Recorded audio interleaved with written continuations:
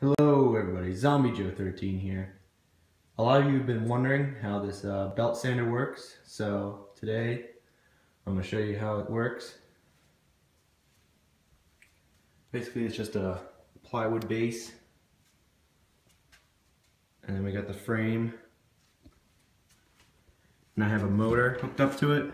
You can see that's hooked up to the switch, which goes into the wall. And on the motor we have a flywheel. This is just two pieces of wood put together and then put it on a lathe to make it into a flywheel, and that drives the belt, which has tension because of this piece of wood. It's got bolts and this spring to keep the tension on. And to take off the belt, you just push down on this.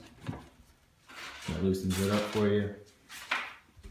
And it has a tracking mechanism, which is right here. Give you a close-up shot of that. It's this door hinge. It's got a bolt attached to the skateboard wheel, which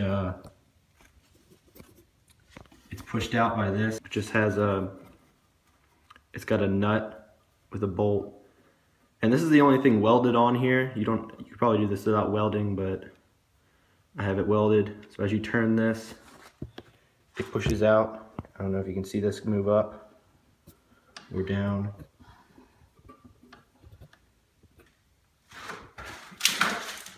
And then down here we have the platen, which is attached to this. You know, this is a piece of steel and then a piece of angle iron. Give you a close up of this so you can see how that works. This whole thing's pretty simple. I mean, the only hard thing is you have to get everything to line up, which can be kind of annoying. But and yeah, these the wheels are skateboard wheels, and they're screwed into it. So that's basically how it works. And now I'm going to be adding an attachment, a nice tool rest here that I can rest the knives on and stuff. So I'll show you that.